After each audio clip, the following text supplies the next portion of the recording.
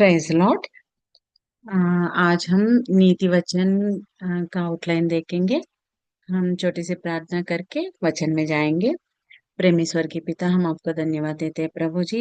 इस समय में प्रभु जी नीति वचन हम ध्यान करने जा रहे हैं। प्रभु जी, आप हमारे साथ रहो और किस विषय के लिए वो पुस्तक आपने लिखवाया है, हमें समझ में आने के लिए आप हमारी मदद करो। आप हमारे साथ रहो और चलाओ प्रभु जी। यीशु मसीह के नाम से मांगते हैं, सुनो और ग्रहण करो पिताजी, आमीन। आज हम नीति वचन के बारे में देखेंगे। ये नीति वचन जो है बाइबल में एक ज्ञान प्रदान का ग्रंथ है। पोएट्री का भी बुक कैसे बोल सकते हैं हम। भजन संहिता और प्रोवर्ब्स, नीति वचन, उसके बाद ऐसे थोड़े हमको पोएट्रिक बुक्स भी है। तो उसमें से एक है नीति वचन और ये ज्ञान प्रदान है। इसमें हम सब ज्ञान के वचन देख सकते हैं। ये ओल्ड टेस्टमेंट में, पुराने नियम में हम देख सकते हैं। और ये ग्रंथ जो है मुख्य रूप में राजा सुलेमान ने ये पूरा ग्रंथ लिखा था। और लास्ट में दो मतलब 30 और 31 अगर हम देखेंगे तो उसमें ही दो अलग राइटर्स हमें दिखाई देते हैं। मगर तब तक तो मतलब 29 चैप्टर्स तो अगर हम देखेंगे तो राजा सुलेमान ने ही ये सारे विषय लिखे थे। अपनी बुद्धि और ज्ञान के लिए प्रसिद्ध थे वो। राजा सुलेमान, हम सबको पता है उनके बारे में। उनके जैसे बुद्धि और ज्ञान और किसी को भी इस धरती पर नहीं है। वो परमेश्वर ने ही वो बात बोला था। The wisest king ever in the on the earth was only king Solomon. वो हम अभी टेक्स्ट बुक्स में भी देख सकते हैं। तो उनके ज्ञान और बुद्धि के वचन जो है और उन्होंने अपने जीवन में जो देखा था वो सारे विषय नीति वचन के रूप में उन्होंने लिखा है। तो ये लेखक हमको पता पता लगा है अभी कि मेनली सुलेमान है इसके लेखक। और साथ ही उनके साथ अगर हम देखेंगे तो आगुर 30 अध्याय 30 उन्होंने लिखा है। और लेमुएल की माता जो है उन्होंने अध्याय 31 में जो कुछ है उनके मुंह से वो सब आए हैं करके हम देख सकते हैं। और ये कब लिखवाया गया है अगर हम देखेंगे तो ये BC 10 में ये लिखवाया गया था। लगभग 10वीं शताब्दी में ये लिखवाया गया था सुलेमान के शासन काल के समय। मतलब वो टाइम पे पहले राजा अगर हम देखेंगे तो शाऊल पहले राजा है, उनके बाद दाऊद राजा बने इज़राइल के। और उनके बाद अगर हम देखेंगे तो सुलेमान राजा बने थे।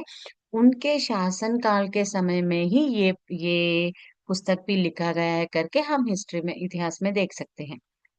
और वो किसके राजा है बोलने से इज़राइल के राजा है। मुख्य उद्देश्य क्या है इस पुस्तक का अगर हम देखेंगे तो मनुष्यों का व्यवहारिक जीवन के लिए ज्ञान, मतलब हर दिन जीने के लिए। वो कभी कभी यूज करने वाला ज्ञान नहीं है, बल्कि हर दिन हमारे जीवन में आगे बढ़ना है तो कैसे लोगों को मिलते हैं और कैसे हमारे मित्र से हमें रहना है और कैसे हमें आलसी नहीं रहना है। हर दिन जो कुछ हमारे सामने आता है वो चीजें हम कैसे रह सकते हैं, कैसे समझदारी से जीना है, वो सारे विषय हम ये नीति वचन के पुस्तक में हम देख सकते हैं। सोलोमन ने इसीलिए लिखा है कि क्योंकि परमेश्वर ने जो उनको ज्ञान दिया था वो ज्ञान से वो जो किया था वही दूसरे लोगों को भी वो बोलना चाहता था। इसीलिए व्यवहारिक जीवन के लिए ज्ञान, समझदारी और धार्मिक आचरण की शिक्षा के लिए ये सारे विषय लिखे गए थे। उसके बाद अगर हम देखेंगे तो यहाँ मुख्य विषय जो है प्रोवर्ब्स में हमें मुख्य विषय क्या क्या दिखाई देते हैं बताएं। धर्मी वर्सेस दुष्ट, मतलब धर्मी लोग कैसा रहना है और दुष्ट लोग कैसे रहते हैं।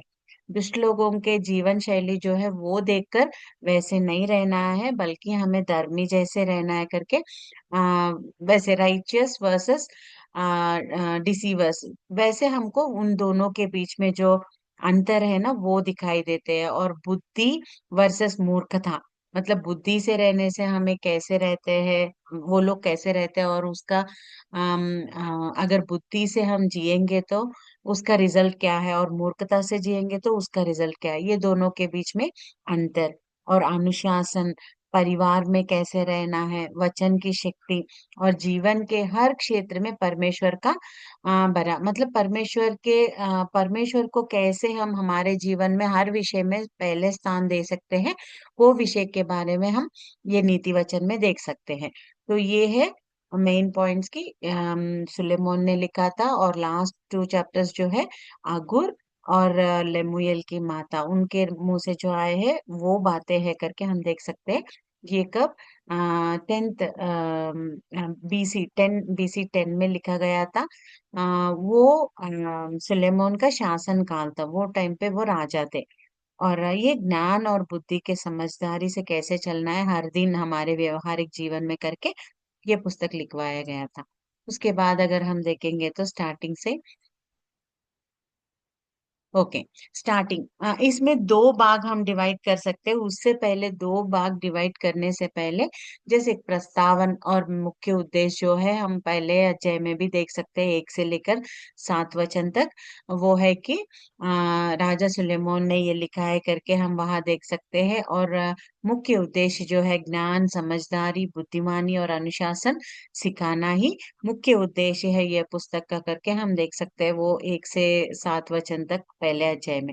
और मुख्य वचन अगर यहाँ हम देखेंगे तो ये पूरा प्रोवर्ब्स में मतलब नीति वचन का पूरा सारांश जो है इस वचन में हम देख सकते हैं। कोई एक नीति वचन पहला अध्याय 7वां वचन पढ़ के सुनाओगे क्या? नीति वचन पहला अध्याय 7वां वचन। यहोवा का भय मानना बुद्धि का मूल है। बुद्धि और शिक्षा को मूढ़ी लोग तुच्छ जानते हैं। Thank you. यहाँ क्या बोल रहे हैं? यहोवा का भय मानना ही बुद्धि का मूल है, यानी तो ज्ञान का मूल है। अम, हम यहाँ नीति वचन में बहुत सारे विषय ज्ञान के बारे में बोल रहे हैं, बुद्धि के बारे में बोल रहे हैं, ये सारे विषय बोल रहे हैं ना। मगर इन सारे विषय का सारांश जो है, यानी तो मेन थीम जो है ना, वो बोल रहे हैं कि ये पूरा ज्ञान अगर हमें मिलना है तो उसका मूल कहाँ है? और कहीं हमें इस दुनिया में नहीं दिखता है, सिर्फ यहोवा का भय मानना ही पूरा ज्ञान का मूल है। हम बोल रहे हैं ना अभी तक, अभी ये पूरे नीति वचन में इतने सारे ज्ञान के विषय में लिखा है ना मैंने, वो सारे विषय में एक ही मूल है कि अगर हम यहोवा का भय मानेंगे तो ऑटोमेटिकली हम ज्ञान से, समझदारी से, बुद्धिमानी से कैसे रहना है, कैसे नहीं रहना है, वो सारे चीज हमें अपने आप पता चलेगा, क्योंकि हम यहोवा का भय मान रहे हैं, वो ही मूल है करके यहाँ लेखक बता रहा है सुलेमोन। उसके बाद अगर हम देखेंगे तो सेकंड पार्ट, ये बाग में नहीं है, सिर्फ प्रस्तावन में ही है। अभी बुक में नहीं गए हैं, सिर्फ बाहर बाहर कैसे मतलब वो क्या किस विषय के लिए लिखवाए गए थे, पहले अध्याय में लिखवाए थे ये। तो वही पहले चैप्टर से लेकर 9th चैप्टर तक, मतलब पहला अध्याय 1 से लेकर 7 वचन तक हमको क्यों लिखा गया है, उद्देश्य और मुख्य वचन क्या है और लेखक कौन है, वो विषय बताए थे। उसके बाद 1 8 से मतलब पहला अध्याय 8वां वचन से लेकर 9वां अध्याय तक, मतलब पूरे 9 चैप्टर्स अगर देखेंगे तो हम बुद्धि का आह्वान और मूर्खता से सावधानी, मतलब बुद्धि को कैसे, बुद्धि है बोले यहोवा के भाई मानने से हमें बुद्धि मिलेगा बोले थे, और कैसे उसको आह्वान करना है, बुद्धि को हमारे जीवन में कैसे उसको अप्लाई करना है और उसको लेके आना है, और मूर्खता से कैसे सावधानी से रहना है, वो विषय हम ये 9 चैप्टर्स में हम देख सकते हैं। तो यहाँ अगर हम देखने से यहाँ ये पूरे चैप्टर्स ना 9 चैप्टर्स अगर हम देखेंगे तो ये मेनली जवान लोगों के लिए ये विशेष रूप से लिखे गए थे।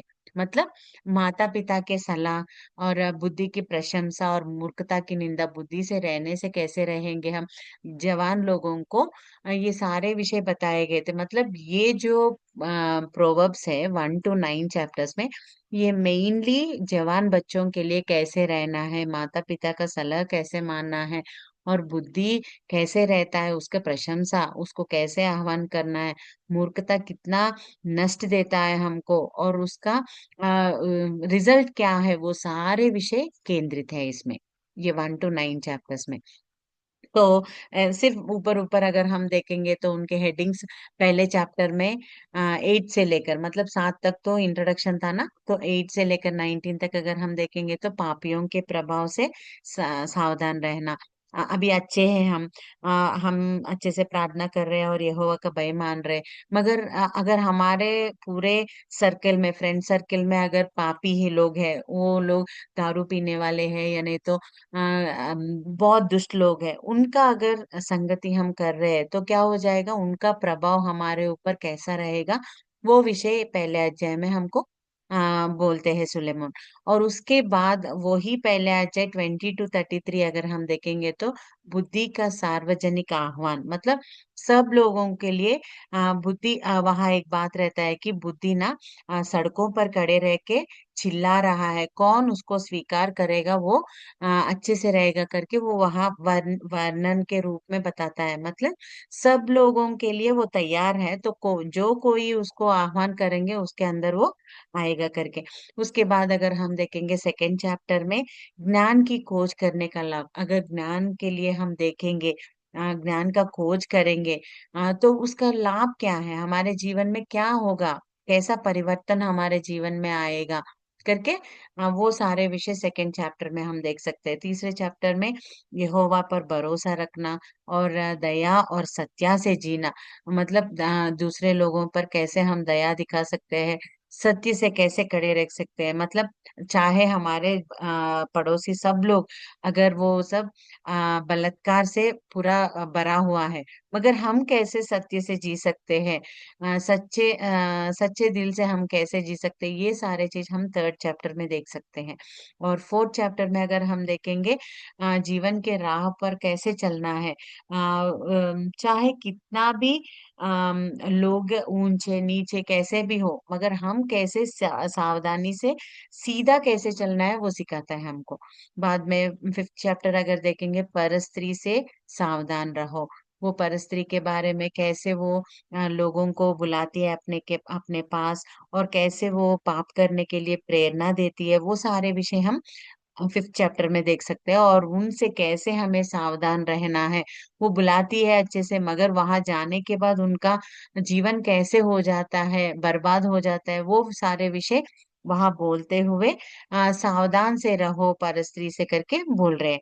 उसके बाद सिक्स चैप्टर में अगर हम देखेंगे तो आलस्य, मतलब आलसी रहने से, आज करेंगे बाद में करेंगे वो काम, अभी क्यों, ऐसे करके सोचने वाले रहते हैं ना आलसी, तो आलसी जैसे रहने से कैसे हमारा जीवन कैसा रहेगा, वही अगर हम देखने से परमेश्वर बोलते हैं कि आलसी लोगों को कि जाके एंड्स के पास जाके देखो, वो कैसे बिना आलसी के कितना अच्छे से काम करते हैं, वो इतना काम करते हैं समर में, इसीलिए वो दूसरे पूरे टाइम में वो आराम से जी सकते हैं। तो उनको दिखा के बोल रहे हैं आलसी लोग, तुम उनको देख के बुद्धि सीख लो कि आलसी जैसे नहीं रहना है करके, झूठ बोलने से कैसा है, और व्यभिचार की चेतावनी, मतलब व्यभिचार करने कितना कितना पाप है, और उसके रिजल्ट जो है कैसे रहते हैं, वो सारे चीज हम सिक्स चैप्टर में देख सकते हैं। उसके बाद सेवन चैप्टर में भी व्यभिचारी स्त्री की चालाकियां, वो कैसे लोगों को अपनाती है, वो सारे उनका चालाकी जो है वो सारे विषय में सेवन चैप्टर बात करता है। और एट चैप्टर में अगर हम देखने से बुद्धि का गुणगान करना, बुद्धि सृष्टि से पहले थी, मतलब यहाँ लेखक जो सुलेमान है वो क्या कर रहा है, बुद्धि के विषय में बहुत उसका गुणगान कर रहा है कि बुद्धि कैसे कितना अच्छा है, और कैसे वो हमको एक ऊंचे स्थान में कैसे खड़ा रखता है, वो अगर हम उसको अपनाएंगे तो, ऐसे करके बुद्धि का गुणगान वहां बता रहा है। और ये बुद्धि जो है अभी ही नहीं, सृष्टि से पहले ही परमेश्वर ने ये बुद्धि को रखा है करके उसके बारे में वर्णन दिखा रहे हैं। उसके बाद अगर हम देखेंगे नाइन चैप्टर में बुद्धि का निमंत्रण और मूर्ख स्त्री का मार्ग, और यहाँ अगर हम देखेंगे बुद्धि के बारे में पूरे बोलने के बाद, वो हमारे जीवन में अगर बुद्धि है तो हमारा जीवन कैसा रहेगा, हम कैसे मूर्खता को दूर रखेंगे, बुद्धि है तो ही मूर्खता को दूर रखेंगे। अभी देखो अगर एग्जाम्पल हम लेंगे, अंधेरा है, अंधेरा से बचना है और उजाला आना है तो हमको क्या करना है, लाइट डालना है ना। तो वैसे ही अगर हमारे अंदर बुद्धि है तो क्या होगा, मूर्खता से हम दूर रहेंगे। अगर बुद्धि ही हमारे जीवन में हमने अपनाया नहीं है और आह्वान नहीं किया है तो हम मूर्खता से बच नहीं पाएंगे। तो मूर्ख स्त्री के मार्ग कैसे रहेंगे, और अगर हमारे जीवन में बुद्धि है तो हम उससे कैसे दूर रहेंगे करके 9 चैप्टर में बोले थे। तो पहले चैप्टर में 1 to 7 अगर हम देखेंगे, उद्देश्य और किसने लिखा, ये सारे विषय है। और उसी पहले अध्याय 8वां से लेकर 9वां अध्याय तक पूरे बुद्धि का आह्वान करने से कैसे रहेंगे हम, मूर्खता से कैसे बच के रहेंगे, ये विषय में लेखक बात कर रहा है। उसके बाद अगर हम देखेंगे तो, एक मिनट।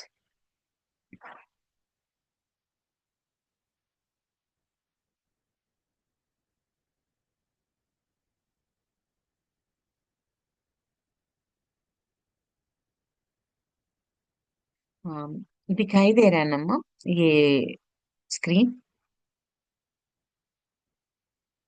मेरी? కానొస్తుంది ओके। हाँ, सो अगर हम देखने से वो विषय हम सेकेंड इसमें देख सकते हैं, 1 to 9 चैप्टर्स। उसके बाद ये भाग 1 और भाग 2 में डिवाइड हुआ था। तो ये भाग 1 में हम जा रहे हैं अभी, असली मतलब प्रोवर्ब्स में क्या है करके अभी असली उसके सब्जेक्ट के अंदर हम जा रहे हैं। तो सुलेमान के नीति वचन भाग 1 अगर हम देखेंगे तो 10वें अध्याय से लेकर 10 to 22 चैप्टर्स हम देख सकते हैं उनके नीति वचन। तो यह भाग ना पूरे छोटे छोटे व्यवहारिक नीति वचनों से भरा है। मतलब पूरा एक ही विषय पर नहीं लिखा गया है, मतलब 10वां पूरा एक, 11 पूरा एक, ऐसा नहीं, बल्कि छोटे छोटे विषय। अभी आ, मूर्खता से कैसे नहीं रहना, एक छोटा पैराग्राफ। और उसके बाद दया से कैसे रहना है, एक छोटा पार्ट, एग्जाम्पल्स देते हुए छोटे छोटे व्यवहारिक, हर दिन हम कैसे जाते हैं ना, वो विषय पर ये नीति वचन लिखे गए थे। तो 2 पंक्तियों में तुलना की शैली में लिखे गए थे। मतलब ये बुद्धि वर्सेस मूर्खता, ये नहीं तो कैसे, दो विषय के बीच में तुलना। बुद्धि है तो कैसे रहेगा, अगर दुष्ट है तो कैसे रहेंगे, धर्मी है तो कैसे, दुष्ट है तो कैसे, परिश्रम करेंगे तो कैसा रहेगा हमारा जीवन, आलसी है तो हमारा जीवन कैसे रहे, ऐसे तुलना के शैली में लिखे गए थे यहाँ के बागवान में पूरे नीति वचन।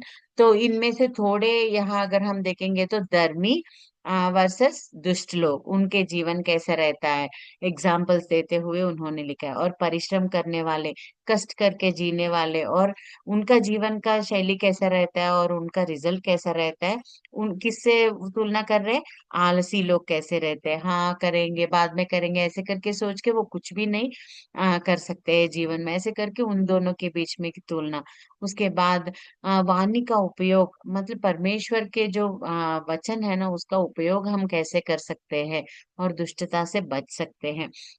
और वैसे ही तुलना के विषय में अगर हम देखने से धन, दया, न्याय, परिवार के बारे में, मित्रता, कैसे लोगों को मित्र बनाना है, और एक मित्र के लिए हम क्या कर सकते हैं, ऐसे सच्चा फ्रेंडशिप कैसा रहता है, ये सारे विषय पर शिक्षाएं देते हैं ये पहले भाग में। और ये नीति वचन जो है ना व्यक्तिगत, मतलब पर्सनल लाइफ में अगर हमारा कैरेक्टर हम बिल्ड करना चाहते हैं ना, तो ये नीति वचन जो है, धन धन आने से कैसे रहना है, अगर धन है तो भी हमको क्या बोलते हैं, घमंड से नहीं रहना है, कैसे हम विनम्र रहना है, वो सारे विषय, दया से कैसे जीना है, दया हमको कैसे चलाएगी।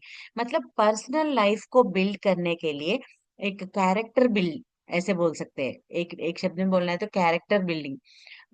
मेरा कैरेक्टर अच्छा रहना है तो ये पहले बाग में जो नीति वचन है ना, वो हर दिन मेरे व्यवहारिक जीवन में मैं अगर उनको इस्तेमाल करूंगी ना, तो मेरा कैरेक्टर जो है अच्छा बनेगा। गुड कैरेक्टर के लिए ये सारे विषय मैं कर सकती हूँ, वैसे विषय बाग 1 में दिए गए हैं। उसके बाद अगर हम देखने से बीच में बुद्धिमानों की बातें, यहाँ अगर हम देखें 22 से लेकर 24 चैप्टर तक हम देख सकते हैं। और यहाँ पूरे 30 विशेष कहावतें हैं। मतलब 30 प्रोवर्ब्स, मेन प्रोवर्ब्स। अभी तक पूरे प्रोवर्ब्स ही है, मगर यहाँ कैसे important, most important in life जो रहते हैं ना, वैसे प्रोवर्ब्स एक 30 हमको दिखाई देते हैं, 22 से लेकर 24 तक। अम, वो हम देख सकते हैं वहां 22 से लेकर। मतलब अगर ज्यादा पैसे रहने से अच्छा, कैसे एक अच्छा नाम कैसा रहता है, वैसे एक एग्जाम्पल बोल रही हूँ मैं। वैसे एक 30 विशेष कहावतें रहते हैं अभी। अच्छा नाम है तुमको, मगर सॉरी, अच्छा पूरा बहुत धनवान हो मगर अच्छा नाम नहीं है, तो उसका क्या यूज है? तो इसीलिए अच्छा नाम से बहुत धनवान से भी अच्छा अच्छा नाम का इस्तेमाल करना जरूरी है करके। और बच्चों के हृदय में ना मूढ़ता जो है ना, स्वाभाविक रीति से वो जब जन्म होते हैं ना तब से ही आता है करके। और मूर्ख लोगों से, यानी तो जो क्रोध से रहते हैं ना, उनसे ज्यादा फेलोशिप मत करो, नहीं तो तुम भी वैसे ही बन जाओगे करके। और देखो, कहाँ अगर खाना खाने के लिए, कोई भोजन के लिए बुला रहे हैं, तब कैसे लोगों के पास तुम जा रहे हो, वो भी ध्यान में रखो। ऐसे विषय ना पूरे 30। और जो लोग अच्छे नहीं रहते मगर अच्छे से बहुत बढ़ते जाते रहते हैं उनके जीवन में, उनको देख के ऐसे ये मत हो कि वो लोग बहुत अच्छे हैं, मैं कैसे ऐसे क्यों हूँ, ऐसे मत सोचो। क्योंकि परमेश्वर कैसे जीना चाहते हैं वैसे हमें रहना है। ये सारे विषय ऐसे जो एग्जाम्पल्स मैंने अभी 3-4 एग्जाम्पल्स बोला है, वैसे पूरे 30 विशेष कहावतें वो पूरे 22 से लेकर 24 तक हम देख सकते हैं। जीवन में विवेक से कैसे जीना है, न्याय से कैसे जीना है, दया और संयम से कैसे जीना है। और अगर देखने से शराब पीने वालों का जीवन कैसा हो जाता है, उनको और कुछ दिखाई भी नहीं देता है। उनका जीवन बहुत ही कैसे बर्बाद हो जाता है, वो सारे विषय है। ईर्ष्या से रहने से क्या होगा, आलसी रहने से, और जल से बचने की चेतावनी, ये सारे विषय हम 22 से लेकर 24 तक देख सकते हैं। उसके बाद हाँ, फिफ्थ वन, ये अगर देखेंगे बाग टू, सेकेंड बाग। पहले बाग में हमने थोड़े नीति वचन हमारे कैरेक्टर बिल्डिंग के लिए देखा है ना। तो बाग दो में सोलोमोन ही लिखता है दूसरे नीति वचन। ये हमको 25 से लेकर 29 तक दिखते हैं। यह करना यहूदा के राजा हिजकिय्याह के सेवकों ने एकत्रित किया है। मतलब सोलोमोन ने लिख दिया है ऐसे कहावतें, बहुत सारे प्रोवर्ब्स। मगर हिचकिया जो है ना आखिरी में आता है, राजाओं के ग्रंथ में। तो हिचकिया के सेवक जो है ना, वो लोग वो सारे कहावते को एकत्रित करके एक ऑर्डर में उनको लिखे थे। 25 से लेकर 29 पूरे सुलोमोन ने ही लिखा है, मगर हिचकिया के सेवक ने उन सारे विषय को ऑर्डर में लिखा था, ऑर्डर में किया है। तो और इस सारे विषय में हम अगर देखेंगे तो बाग दो में, बाग वन में एक हमारे कैरेक्टर बिल्ड करने के लिए कैसे रहना है, वो प्रोवर्ब्स हम देख सकते हैं। और बाग दो में क्या लिखे है पता है? राजा यानी तो लीडर्स के लिए, लीडर्स जैसे रहना है तो हमारे व्यवहार कैसा रहना है, हमें।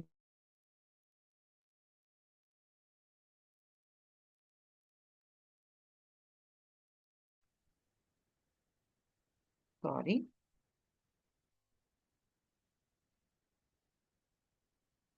ओके। यहाँ अगर हम देखने से सुलोमोन के बाग दो में जो लिखे गए हैं वो क्या है? वो नीति वचन लीडरशिप के लिए, मतलब लीडर्स को कैसे रहना है। बाग वन में हमारे जीवन व्यक्तिगत पर्सनल लाइफ में कैसे हम कैरेक्टर बिल्ड कर सकते हैं। मगर दूसरा भाग जो है वो लीडर्स के लिए, लीडर्स कैसे व्यवहार करना है, न्याय से कैसे चलना है, झगड़ों से कैसे बचा के रखना है, विनम्रता से। क्योंकि एक बार लीडर बनने के बाद नहीं तो अच्छे से पैसे आ गए, या नहीं तो एक अच्छे स्थान में है, तो नॉर्मली क्या आता है, लोगों को घमंड आ जाता है।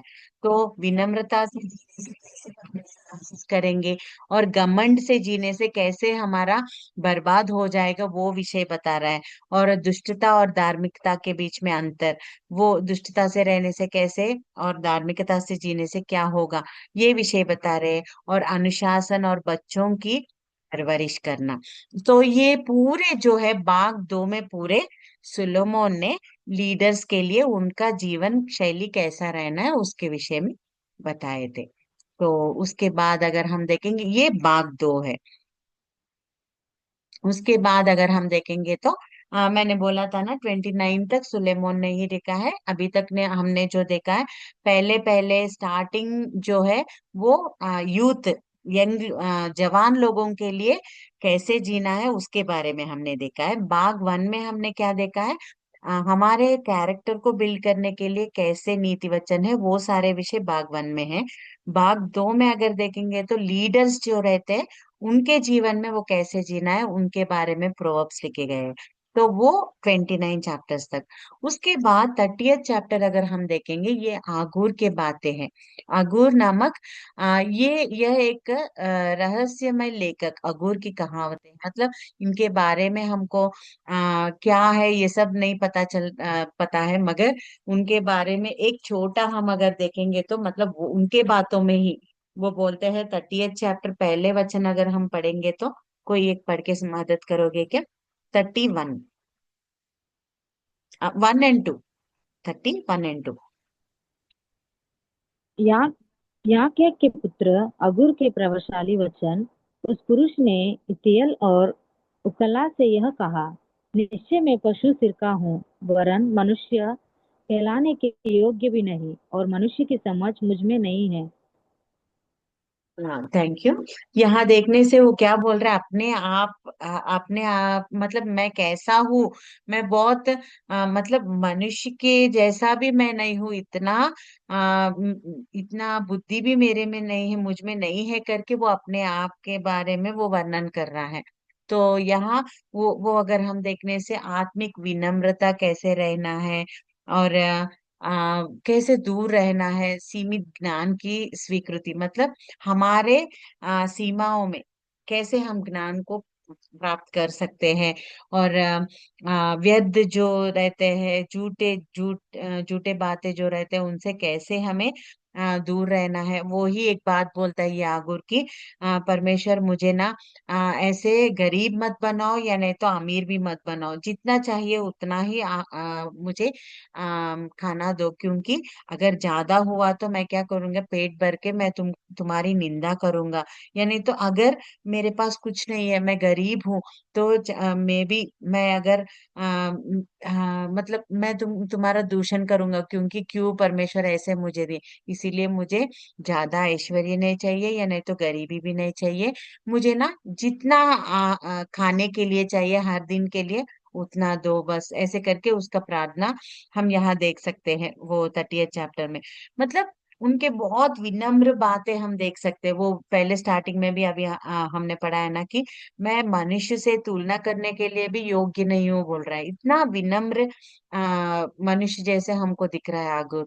और दूसरों लोगों को भी आत्मिक विनम्रता से कैसे जीना है वो विषय बोल रहे हैं। और इसमें ही ये 30th चैप्टर में ही अगर हम देखेंगे तो चार चार चीजों के वर्णन, मतलब सृष्टि को दिखा के मनुष्य को कैसे सबक सिखाना है वो विषय के बारे में यहाँ देख सकते हैं हम। तो वैसे पृथ्वी पर विचित्र चीजें जो रहते हैं ना, उनके बारे में बोलते हुए एक चार विषय ले रहे हैं, वो चार चीजों को देखो वैसे ऐसे करके बता रहे हैं। तो संतोषहीन चीजें जो दुखी में रहते हैं ना, वैसे चीजें को निकाल के वर्णन कर रहा है। वैसे ये 30th चैप्टर में हम देख सकते हैं, मतलब प्रकृति से हमको ज्ञान कैसे सीखना है आगुर बताता है यहाँ। तो 30th चैप्टर पूरा आगुर के बारे में हमें इतना कुछ नहीं पता है, मगर एतिएल और उनके पापा के नाम हम देख सकते हैं बस। मगर वो अपने आप के बारे में बहुत विनम्र जैसा दिखाई दे रहा है। और वो उसकी प्रार्थना भी बहुत अनोखी प्रार्थना है कि ज्यादा भी ऐश्वर्य नहीं चाहिए, भिखारी भी नहीं बनना है, जितना चाहिए उतना दो परमेश्वर करके, बहुत अच्छा प्रेयर कर रहे हैं वो। तो उसके बारे में उतना ही पता है। वो हमको क्या सिखाना चाहता है आगुर, आत्मिक विनम्रता से जीना है, और जो ज्ञान है उसे हमें स्वीकृत करना है। और सृष्टि के जो कुछ चीजें हैं ना, यानी तो पशु पक्षी सृष्टि जो है ना, उनसे हमको सबक सिखाना चाहता है और ज्ञान सिखाना चाहता है।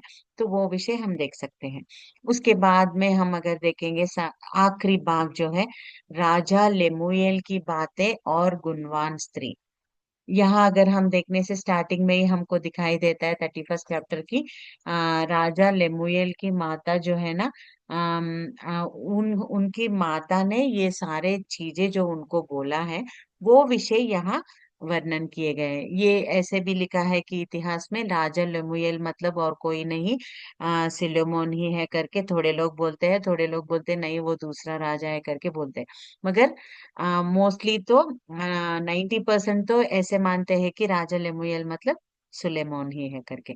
तो उनके माता ने जो उनको सब ऐसे बताया था कि स्त्रियों से कैसा रहना है, या नहीं तो तुम्हारा जो पूरा बल जो है ना वो स्त्रियों को नहीं देना है, और दारू नहीं पीना है। ऐसे जो कुछ उनके माता ने उनको सिखाया था ना, वो सारे चीज वो वहाँ 31 चैप्टर में लिख रहा है करके, वो सारे चीज वहां रखे है करके हम देख सकते हैं। तो वो सुलेमोन ही है या नहीं तो दूसरा राजा है, हमको पता नहीं। मगर उनकी माता से जो वो उन्होंने सुना है, वो विषय सारे लोगों के लिए वो वहां लिखवाए हैं। राजा लमुएल की माता की शिक्षाएं, और राजा को शरब और अन्याय से बचने की चेतावनी, कैसे बच के रहना। उसी में हम अगर हम देखेंगे तो 10वें वचन से लेकर आखिरी तक, 31 चैप्टर 10 to 31 अगर हम देखेंगे तो 10 तक उनके माता ने जो शिक्षाएं दिया है वो सारे विषय बोल रहे हैं। मेनली 10th वर्सेस लेकर गुणवती जो स्त्री रहती है, गुणवान जो स्त्री रहती है ना, उनके उनके उनका कैरेक्टर कैसा रहता है, वो एक आदर्श पत्नी और स्त्री जो घर परिवार और समाज में सम्मान पाती है, ये आदर्श पत्नी को कैसा रहना है। और अगर परिवार में और समाज में एक सम्मान पाना है तो उनके कैरेक्टर कैसा रहना है, एक गुणवान स्त्री को एग्जाम्पल जैसे लेकर घर में उसका जीवन कैसा रहता है, सुबह सुबह कितने बजे उठते हैं, अपने बच्चों को क्या खिलाती है, और बिजनेस कैसे करती है, उनके पति को कैसे संभालती है। उनके बाहर के लोग रहते हैं ना, वो लोग उनके पति को देखे तुम्हारी वाइफ कितनी क्या बोलते हैं, कितनी समझदार है, कितना ज्ञान है, ज्ञानी है, ऐसे करके कैसे उनके पति को अच्छा सम्मान मिलेगा उनके पत्नी के वजह से। ये सारे चीज एक आदर्श स्त्री को कैसा रहना है, ऐसे करके गुणवान स्त्री के वर्णन में बताए गए हैं। तो ये राजा लेमुएल की माता के बातें हम यहाँ देख सकते हैं 31 चैप्टर में। यहाँ अगर मुख्य संदेश क्या है, ये पूरे प्रोवर्ब्स में अगर हम देखेंगे तो मेनली अभी तक हमने क्या देखा है, नीति वचन में जवान लोग कैसे जीना है वो विषय है। हमारा जीवन मतलब हमारा कैरेक्टर अगर अच्छा बनाना है तो कैसे जीना है, उनके लिए बागवन में दिखा गया है। लीडर्स को कैसे पालन करना है, या नहीं तो उनके जीवन में उनको कैसा रहना है वो विषय है। और आगुर के विषय में हम देख सकते हैं कैसे हमको विनम्र जीना है वो देख सकते हैं। एक अच्छे आदर्श स्त्री जैसे गुणवान स्त्री जैसे कैसे जीना है, वो सारे चीज हमको यहाँ दिख रहे हैं। ये सारे विषय में पहले पहले हमने देखा था, इन सारे विषय का मूल क्या है, ईश्वर का भय मानना। यहोवा के ऊपर अगर हम भय रखेंगे, उनसे डरेंगे, तो सारे चीज अपने आप हमारे पीछे आएंगे। ये सारे कहावतें, यानी तो कैसा जीवन शैली कैसा रहना, ये सारे चीजें कब आएंगे हमको, परमेश्वर के ऊपर भय मानेंगे तो ऑटोमेटिकली हम क्या करेंगे, ज्ञान को प्राप्त करेंगे। ज्ञान को प्राप्त करेंगे तो हमारे जीवन में कैसे हमें चलना है सीखेंगे। और बुद्धि जो है ना, ईश्वर का वरदान है, वो हर किसी को नहीं मिलता है। बुद्धि ज्ञान, देखो ज्ञान मतलब सारे विषय को सीखना सीखना सीखना। बुद्धि मतलब उसको कहाँ विवेक रीति से कैसे इस्तेमाल करना है, वो है। तो वो करने वाला ही श्रेष्ठ है। सिर्फ बुद्धि को मतलब ज्ञान को इतना वहां सीख रहे, पुस्तक पढ़ रहे, गूगल सर्च में पढ़ रहे, सब कुछ पढ़ के वैसे रखने वाला नहीं, बल्कि बुद्धिमान कौन है? जो कुछ सीखा है वो इस्तेमाल में रखना है, जीवन में इस्तेमाल में जो रखता है ना, वो ही बुद्धिमान है करके हम यहाँ देख सकते हैं। तो व्यवहारिक जीवन में नीति और अनुशासन परम आवश्यक है। तो ये विषय के लिए हम पूरे नीति वचन में हम देख सकते हैं। तो हमारे लिए भी नीति वचन में बहुत सारे विषय हैं, जैसे हम जी सकते हैं। इन सारे विषय से हम एक विषय तो मूल मूल में सीखा है कि यहोवा से भय मानेंगे तो हमारे जीवन में बुद्धि और ज्ञान सब कुछ हमारे पीछे आएंगे, और हम अच्छे से हमारा चाल चलन रहेगा। Thank you.